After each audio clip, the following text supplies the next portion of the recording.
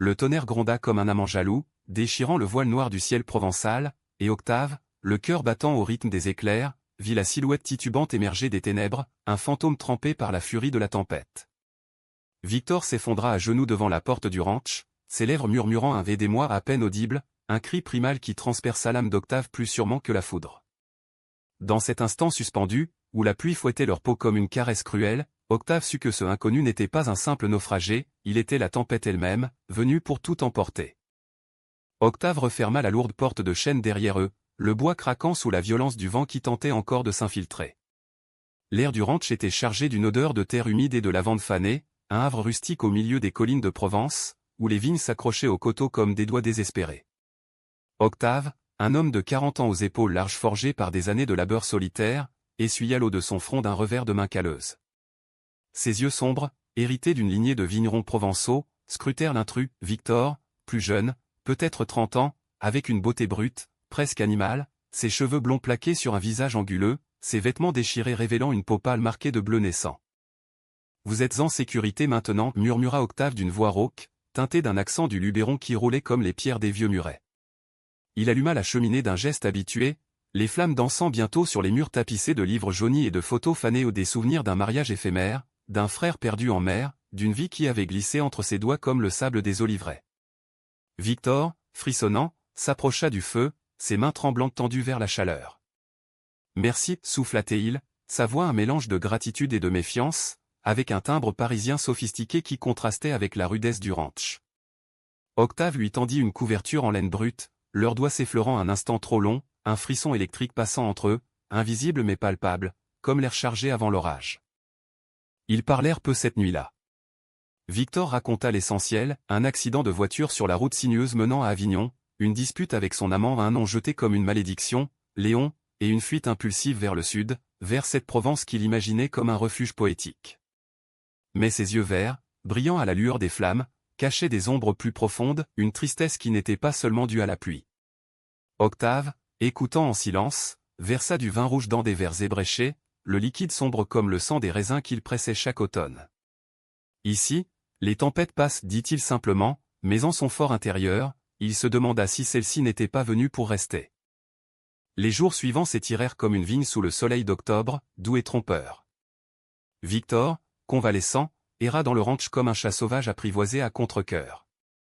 Le domaine d'Octave, un mas provençal restauré à la sueur de son front après la mort de son père, s'étendait sur 10 hectares de vignes et de champs de lavande, bordés par un ruisseau chantant et des cyprès sentinelles.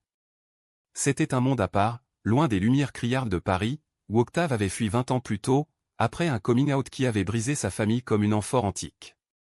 Il y cultivait non seulement du vin, mais une solitude farouche, ponctuée de nuits où le désir le rongeait, inavoué, tourné vers des souvenirs flous d'amants éphémères à Marseille. Victor, lui, était un architecte parisien en burn-out, un homme qui dessinait des tours de verre pour des clients anonymes, mais qui peignait en secret des toiles abstraites, des explosions de bleu et de vert inspirées par Cézanne. Il errait nu-pied dans les allées de lavande, cueillant des bouquets qu'il disposait maladroitement dans des vases en terre cuite. C'est comme un tableau vivant, dit-il un matin, alors qu'il partageait un petit déjeuner de pain frais et de confiture de figues sur la terrasse en pierre. Octave, observant la courbe gracieuse de son cou quand il riait, sentit une chaleur monter en lui, un feu qu'il n'avait pas connu depuis des lustres. La Provence, c'est une amante jalouse, répondit-il avec un sourire en coin, mais ses yeux trahissaient une vulnérabilité qu'il haïssait. Leur proximité grandit comme une pousse sous la pluie. Octave lui apprit à vendanger, leurs mains se frôlant parmi les grappes lourdes, le jus sucré tachant leur peau. Victor, en retour, redessina les plans du ranch, transformant une grange délabrée en atelier lumineux où il peignit pour la première fois devant Octave. Une toile naquit, un homme solitaire sous un ciel d'orage, les bras tendus vers une lumière incertaine. « C'est toi, murmura Victor, le pinceau encore à la main, et Octave, le cœur serré, osa poser une main sur son épaule, sentant les muscles se tendre puis se détendre sous sa paume. La nuit du solstice, quand la lune pleine baignait les collines d'argent, ils s'embrassèrent pour la première fois. C'était après un dîner arrosé de rosée, sous les étoiles qui perçaient le voile nuageux résiduel de la tempête. Victor, les joues rosies par le vin, confia son secret, Léon n'était pas seulement un ex, mais un amant toxique qui l'avait manipulé, le rendant accro à une affection sporadique, à des promesses vides. Je me sens vide, Octave. Comme si j'étais une coquille que la mer a rejetée. Octave, les yeux brillants, l'attira contre lui sur le banc de pierre, leurs lèvres se rencontrant dans un baiser salé de larmes et de désir. Ce fut un feu doux, explorateur, les mains d'Octave glissant sous la chemise de Victor, traçant les contours de son dos, tandis que Victor mordillait sa nuque, un gémissement étouffé s'échappant de leur gorge. Ils firent l'amour là, sous le ciel indifférent, leurs corps entrelacés comme les racines des oliviers, un rythme primal qui effaça les ombres du passé. Mais l'amour, en Provence, fleurit vite et fane avec la même violence que le Mistral.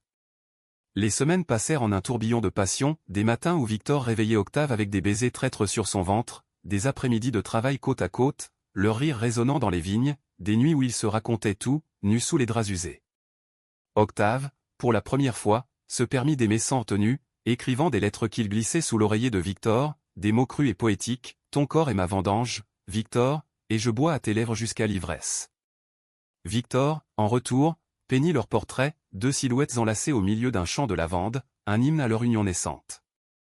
Pourtant, des fissures apparurent, subtiles comme les premières gelées. Victor recevait des appels tardifs, des murmures qu'il coupait abruptement, son visage se fermant comme une porte claquée. Octave, sentant l'ombre, n'osa pas insister, craignant de briser le fragile équilibre. Un soir, lors d'une fête villageoise à Gordes, où les lanternes oscillaient au vent et que l'accordéon pleurait des airs de valse, Victor dansa avec un jeune vigneron, un geste innocent qui piqua Octave au vif. C'est rien, jura Victor plus tard, dans la pénombre de la chambre, ses mains apaisantes sur les hanches d'Octave. Mais le doute s'était insinué, un ver dans la pomme mûre. Le conflit éclata un matin d'hiver précoce, quand la pluie revint, plus fine mais insistante, transformant les chemins en boue glissante. Octave surprit Victor au téléphone, dans l'atelier, sa voix brisée, « Léon, je ne peux pas maintenant. J'ai trouvé quelque chose de vrai ici. » Mais les mots suivants, « pourtant, tu me manques », transpercèrent Octave comme un coup de couteau. Il entra sans un bruit, le visage blême, et Victor raccrocha, paniqué. C'était rien, un réflexe, balbutia-t-il, mais Octave, les poings serrés, explosa, un réflexe ?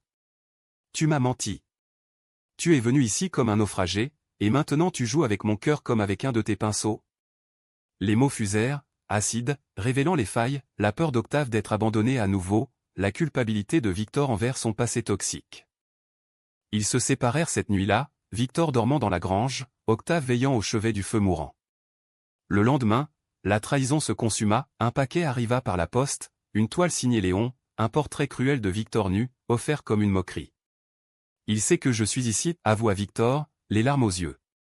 Il me harcèle depuis des mois. J'ai fui Paris pour ça, mais il m'a suivi. Octave, le cœur en lambeaux, le chassa, part. Avant que cette tempête nous noie tous les deux. Victor obéit, sa silhouette s'effaçant dans la brume, laissant derrière lui une Provence vidée de couleurs. Les semaines qui suivirent furent un exil intérieur pour Octave. Le ranch, jadis un sanctuaire vibrant, devint une prison de souvenirs, chaque vigne rappelait les rires de Victor, chaque bouteille de vin scellée portait l'empreinte de leur nuit volée. Il travaillait comme un possédé, taillant les sarments avec une rage contenue, ses mains saignant sur les épines sans qu'il s'en rende compte. Les villageois, ces gardiens discrets des secrets provençaux, murmuraient dans les cafés d'Apt, le vieux Octave a le cœur fendu, comme une olive trop mûre. Il les ignorait, préférant la compagnie des cyprès, ces arbres funèbres qui veillaient sur les tombes des ancêtres. Victor, de son côté, erra vers le nord, vers Marseille d'abord, puis Paris, une ville qui l'engloutit comme un tourbillon. Il reprit son appartement haussmannien, au plafond haut et aux murs nus, mais rien n'y était plus pareil. Les appels de Léon recommencèrent, insidieux, promettant le pardon contre un retour à l'ancien chaos. « Tu es à moi, Victor. » Cette Provence n'était qu'un caprice. Victor résista, mais la solitude le rongeait, il peignait frénétiquement, des toiles sombres où des silhouettes enlacées se dissolvaient dans la tempête, des cris muets de désir inassouvis. Une nuit, ivre de vin bon marché, il appela Octave, mais la ligne sonna dans le vide, un écho de son propre vide intérieur. Octave, lui, trouva refuge dans les lettres. Il en écrivit des dizaines, non pas pour les envoyer, mais pour exorciser le fantôme.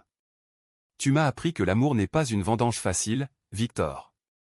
Il faut presser le raisin jusqu'à ce que le jus coule rouge, amer et doux à la fois. Il les brûlait dans la cheminée, observant les flammes dévorer les mots comme elles avaient failli consumer son ranch lors de la grande sécheresse de 2017. Pourtant, au fond de lui, une braise persistait, l'image de Victor endormi contre son épaule, vulnérable, vrai. Et si la trahison n'était qu'un orage passager? Et si le retour était possible? Le destin, ce farceur provençal, intervint sous la forme d'une lettre arrivée par la poste, postée de Paris. L'écriture était celle de Victor, tremblante, je pars pour New York. Un contrat d'architecture. Mais avant, je dois te dire, tu n'étais pas un refuge, Octave. Tu étais la maison que je n'ai jamais eue. Pardonne-moi. Octave relut les lignes jusqu'à l'usure du papier, un mélange de rage et de tendresse le submergeant. New York? Cette ville tentaculaire, si loin de la terre chaude de Provence, semblait un exil définitif.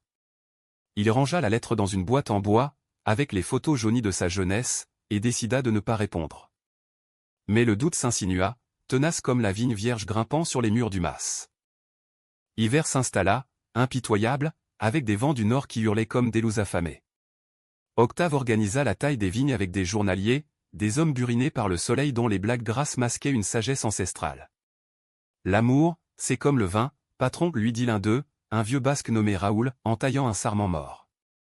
Il faut laisser reposer, et parfois, il fermente en quelque chose de meilleur. Octave rit jaune, mais les mots germèrent en lui. Il commença à sortir plus, rejoignant les veillées au village, où les accords de guitare sèche et les contes de sorcières provençales apaisaient son âme tourmentée.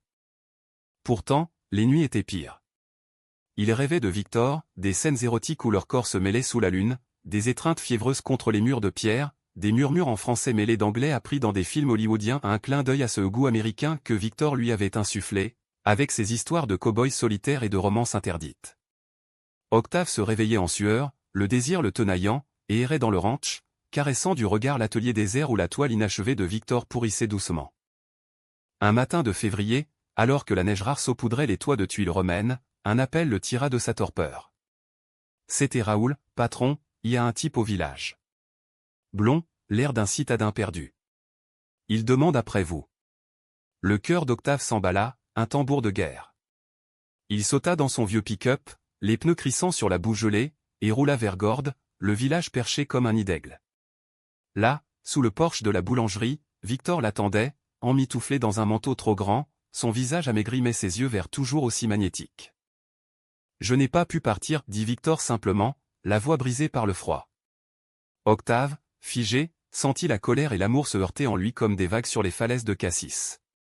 Pourquoi? Pour me tourmenter encore?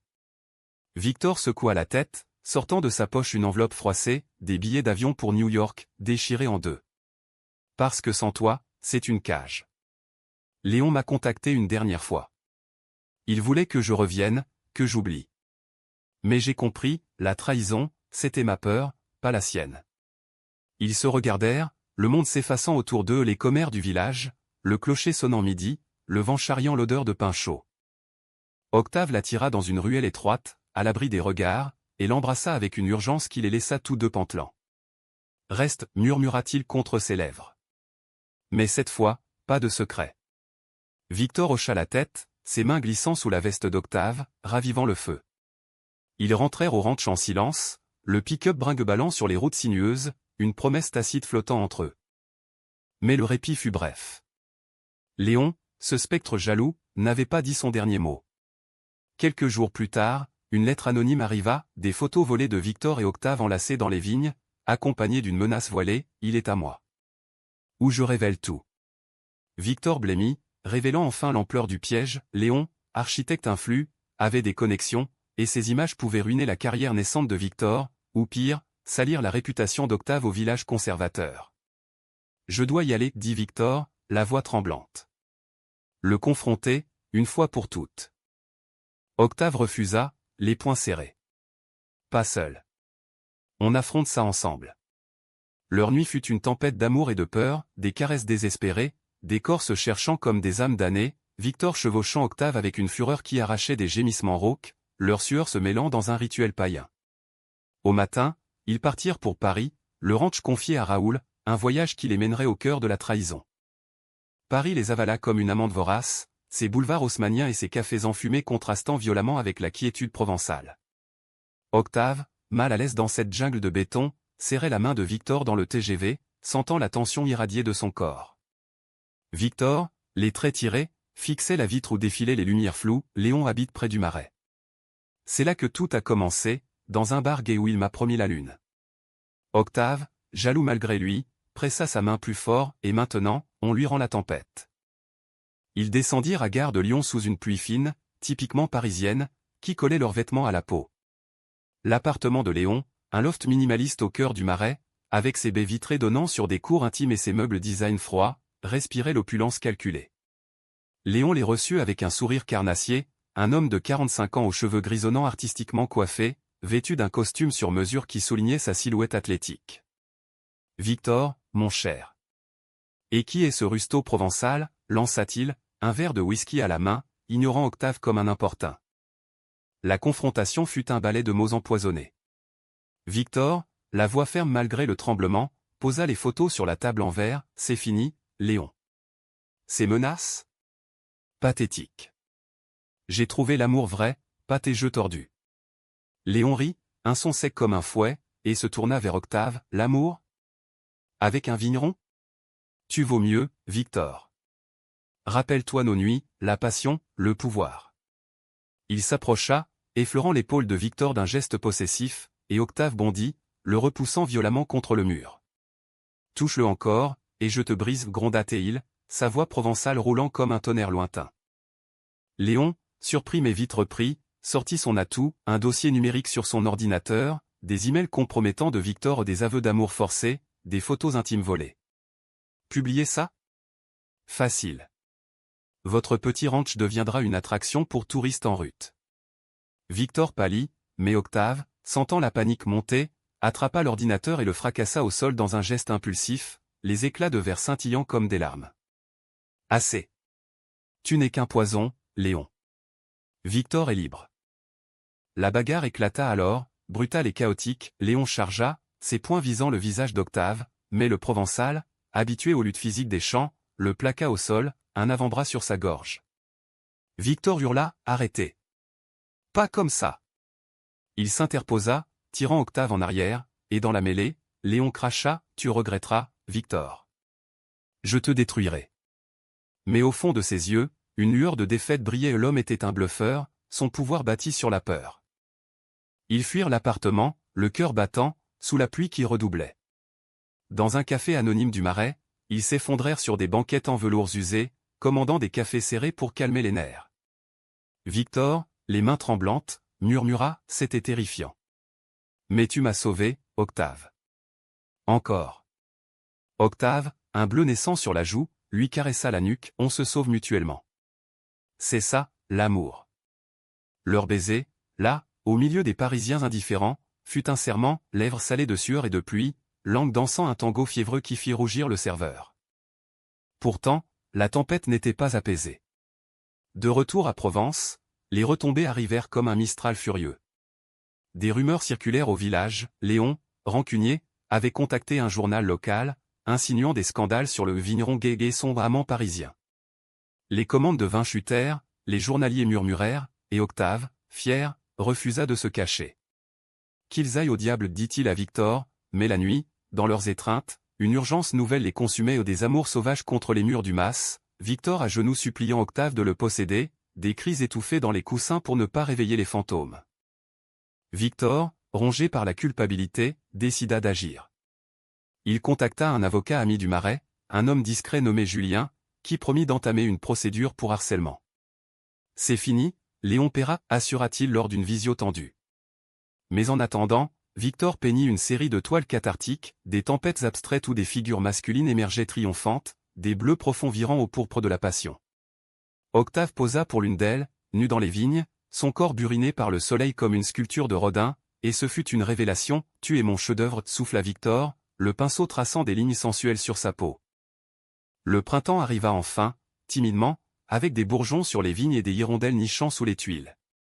Octave et Victor rouvrirent l'atelier, transformant le ranch en un havre d'art et de vin, des dégustations pour des artistes parisiens curieux, des expositions improvisées sous les oliviers. Leur amour s'approfondit, passant de la flamme vorace à une braise constante des matins paresseux où ils faisaient l'amour lentement, explorant chaque courbe avec la révérence d'un pèlerin, des soirées à discuter de l'avenir, un rêve fou, et exporter leur vin aux États-Unis, Ce pays mythique que Victor dépeignait comme un Far West moderne.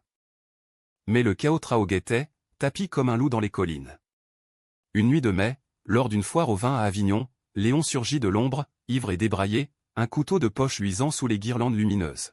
« Tu m'as volé, Victor » hurla-t-il, chargeant à travers la foule paniquée.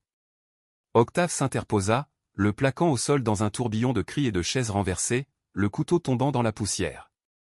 Victor, le cœur en vrac, appela la police, et Léon fut emmené menotté, son empire de mensonges s'effondrant enfin. Dans l'après-coup, alors que les sirènes s'éloignaient, Octave et Victor s'étreignirent au milieu du chaos, leurs corps tremblants mais unis. « C'est fini » murmura Victor, des larmes coulant sur les joues d'Octave. Vraiment fini. Ils rentrèrent au ranch sous un ciel étoilé, et cette nuit-là, leur amour fut une célébration, des caresses tendres virant à l'extase, Victor murmurant des « je t'aime » en français et en anglais, Octave répondant par des baisers qui scellaient leur pacte éternel. Pourtant, la cicatrice persistait, un rappel que l'amour, comme la Provence, est une terre rude et belle, où les tempêtes forgent les âmes. L'été 2025 enveloppa le ranch d'une chaleur languide, comme un amant paresseux qui refuse de lâcher prise. Les vignes ployaient sous le poids des grappes gonflées, promettant une récolte abondante, et Octave, les manches retroussées jusqu'au coude, supervisait les vendanges avec une énergie renouvelée. Victor, à ses côtés, avait troqué ses pinceaux pour des sécateurs, ses mains fines tachées de jus pourpre, un sourire radieux illuminant son visage quand leurs regards se croisaient. « Regarde-nous » dit-il un après-midi, alors qu'ils chargeaient des caisses dans le pick-up, la sueur perlant sur leur torse nu. Des paysans gays en Provence. Qui l'eût cru? Octave rit, un son grave et libérateur, et l'attira contre lui pour un baiser salé, indifférent au journalier qui sifflait en riant. Leur relation, forgée dans le feu de la trahison, s'était muée en quelque chose de solide, de quotidien, des matins où Victor préparait du café fort pendant qu'Octave allumait le feu, des soirs où ils dansaient nus sur la terrasse au son d'un vieux vinyle de Piaf, leur corps se mouvant en une valse intime. L'amour physique, jadis urgent et désespéré, était devenu une exploration sensuelle, Octave apprenant à Victor les plaisirs lents, ses lèvres traçant des chemins de feu sur l'intérieur de ses cuisses, Victor répondant par des fellations expertes qui laissaient Octave pantelant, suppliant pour plus. Mais sous cette idylle, des ombres planaient encore. Les poursuites contre Léon avançaient lentement, un labyrinthe judiciaire parisien qui drainait leur énergie. Victor recevait des mets d'avocats, des mises à jour froides sur les chefs d'accusation, harcèlement, diffamation, menaces. Il essaie de s'en sortir en jouant la victime, confia-t-il un soir, lové contre Octave sous les draps. Il dit que j'étais consentant, que c'était un jeu. Octave, la mâchoire crispée, caressa son dos, il ment. Et on le prouvera. Pourtant, la peur rongeait Victor, et si les photos fuitaient? Et si leur amour, si pur en Provence, était souillé par le scandale? Pour contrer cela, ils se lancèrent dans un projet fou, inspiré par les rêves américains de Victor, exporter le vin d'Octave aux États-Unis. Imagine, nos bouteaux dans les bars de New York, des cow-boys buvant à notre santé, plaisanta Victor, esquissant des étiquettes aux courbes sensuelles, inspirées de leurs corps enlacés. Octave, pragmatique, contacta un importateur californien via un ami marseillais, et bientôt, des échantillons partirent par cargo. Ce fut une aventure qui les lia plus fort, des nuits à brainstormer des noms aux tempêtes d'amour, ranch des âmes perdues, des rires quand Victor mimait un accent texan, des étreintes passionnées sur la table de la cuisine, entourées de papier froissé. Le village, lentement, se rallia à eux. Raoul, le basque fidèle, organisa une dégustation solidaire, invitant les commères et les curieux. Buvez, et que le vin dissolve les ragots, tonna-t-il, levant son verre. Les Provençaux, pragmatiques et chaleureux, oublièrent les murmures pour la saveur du rosé fruité. Une vieille fermière, horrible comme des sillons de vigne, glissa à Octave, l'amour vrai, c'est comme notre terre, il endure les sécheresses. Victor, ému, peignit un portrait collectif, les villageois sous un ciel clair, des figures anonymes mais unies, un hymne à la communauté. Pourtant, le passé ressurgit un soir doux, étouffant. Un appel anonyme, la voix déformée de Léon, sifflante comme un serpent, profite bien de ton ranch, Victor. Bientôt, tout le monde saura qui tu es vraiment. Panique. Victor s'effondra, pleurant contre l'épaule d'Octave, qui le berça comme un enfant. On fuit? Ou on affronte? Demanda-t-il. Victor, les yeux rougis, choisit, on affronte. Pour nous. Ils alertèrent Julien, l'avocat, qui accéléra les procédures, et engagèrent un détective privé pour tracer les menaces. La nuit qui suivit fut une catharsis. Ils marchèrent nus dans les champs de lavande, la lune les baignant d'argent, et firent l'amour à même la terre, un rituel païen, Victor au-dessus, ses hanches ondulant avec une grâce animale, Octave le guidant de ses mains fortes, leurs gémissements se mêlant au chant des grillons. Tu es mon encre, halta Victor, atteignant l'orgasme dans un cri libérateur. Octave, le suivant de près, murmura, et toi, mon horizon. Septembre apporta la vendange, un tourbillon de joie et de labeur. Des amis parisiens de Victor descendirent, transformant le ranch en fête, barbecue sous les étoiles, danse endiablée, vin qui coulait comme un fleuve. Octave, au milieu de cette effervescence, se surprit à rêver d'un futur élargi, adopter un enfant, peut-être, ou ouvrir un gîte pour couple LGBTQ+ en Provence. Victor, peignant inlassablement, captura ces moments, des toiles vibrantes de couleurs, des amours multiples, un manifeste humaniste. Mais le climax approchait, inexorable. Une convocation judiciaire, Léon acceptait un plaidé coupable, mais en échange d'une rencontre finale avec Victor. Pour clore le chapitre exigea-t-il par son avocat. Victor, soutenu par Octave, accepta, le cœur lourd. Ils se rendirent à Aix-en-Provence, dans un café discret près de la fontaine de la Rotonde, l'air embaumé de thym sauvage. Léon arriva, vieilli, les traits tirés, sans son arrogance habituelle. Je suis désolé, balbutia-t-il, les yeux fuyants. La jalousie m'a consumé. Tu mérites mieux. Victor, la voix ferme, répondit, oui. Et ce mieux, je l'ai trouvé. Octave, silencieux mais présent, posa une main sur l'épaule de Victor, un rempart invisible. Léon signa les papiers, un aveu écrit qui scellait sa défaite, et partit, une silhouette brisée s'effaçant dans la foule. Dehors, sous le soleil implacable, Victor s'effondra en larmes de soulagement, et Octave l'embrassa, un baiser qui goûtait la victoire et la guérison. Leur amour, ainsi libéré, fleurit en plénitude. Ils célébrèrent par une escapade à Cassis, dormant dans une calanque secrète, leur corps se levant contre les rochers tièdes, l'amour les unissant dans des vagues de plaisir infini. Automne 2025 s'annonça avec une douceur mélancolique, les feuilles des vignes virant au roux comme un vin vieilli. Le ranch, désormais un phare de résilience, bruissait d'activité, les premières bouteilles tempête d'amour partirent pour la Californie, acclamées par des critiques new-yorkais qui y voyaient un hymne queer à la terre provençale. Victor, rayonnant, organisa une expo à Marseille, ses toiles où des amours masculins entrelacés dans des paysages tourmentés attirant une foule émue, des applaudissements qui effaçaient les cicatrices. Octave, transformé par cette aventure, s'ouvrit au monde. Il rejoignit une association locale pour les droits LGBTQ+, racontant leur histoire lors de réunions à Avignon, l'amour n'est pas une tempête à fuir, mais à traverser ensemble. Les auditeurs, touchés, partageaient leurs propres récits des coming out tardifs, des rejets familiaux, tissant un filet humaniste autour du couple. Victor, à ses côtés, peignait des portraits collectifs, un mur vivant de visages divers, un plaidoyer pour l'empathie. Leur intimité, affinée par les épreuves, atteignit des sommets de tendresse et de passion.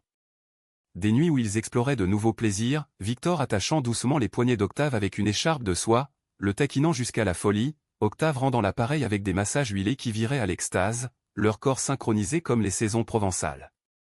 Tu es ma vendange éternelle, murmurait Octave, son souffle chaud contre l'oreille de Victor, qui répondait par des morsures joueuses, des je t'aime susurrés en boucle. Pourtant, l'humanisme de leur histoire ne fut pas sans ombre. Léon, condamné à une peine symbolique aux travaux d'intérêt général et thérapie, envoya une lettre finale, j'ai compris ma toxicité. Merci de m'avoir forcé à regarder en face. Victor, après lecture, la brûla avec Octave, un rituel de closure sous les cyprès. Le pardon n'efface pas la douleur, mais il libère, dit Victor, et Octave, hochant la tête, ajouta, et l'amour la guérit. Le point culminant vint en novembre, lors d'une récolte symbolique sous un ciel clair. Raoul et les villageois se joignirent à eux, un cercle d'amis élargi. Au milieu des grappes, Victor mit un genou à terre, sortant une bague en or tressé, un anneau provençal, forgé par un artisan de Gordes. Épouse-moi, Octave. Pas pour la loi, mais pour nous. Contre toutes les tempêtes. Octave, les larmes aux yeux, l'embrassa devant tous, un oui étonnant comme un éclair joyeux. La foule applaudit, des embrassades fusant, un banquet improvisé s'étirant jusqu'à l'aube, vin coulant, danse folle, rire qui chassait les fantômes. Leur union, célébré en petit comité au ranch où un prêtre progressiste du village les mariant sous les oliviers, fut un triomphe humaniste, des vœux personnels, Victor promettant d'être ton horizon infini, Octave jurant d'être ta terre fertile. La nuit de noces, dans la chambre aux murs blanchis à la chaux, fut une symphonie d'amour, des caresses lentes, des pénétrations profondes et tendres, leurs âmes fusionnant dans un orgasme partagé qui scella leur destin. Des mois plus tard, une lettre de New York arriva, le vin triomphait, et avec lui, un rêve, un voyage aux États-Unis, pour inspirer d'autres histoires d'amour queer. Mais en Provence, le ranch devint légende, un havre où les tempêtes passaient, laissant place à l'arc-en-ciel. Octave et Victor, main dans la main, regardaient les collines, sachant que leur amour, forgé dans la trahison et la passion, était éternel, un vin rare, à déguster avec modération et gratitude. Et ainsi, sous le ciel provençal, ils vécurent, non pas heurtés, mais harmonieusement, un témoignage vivant que l'amour, vrai et nuancé, triomphe sur les orages de l'âme.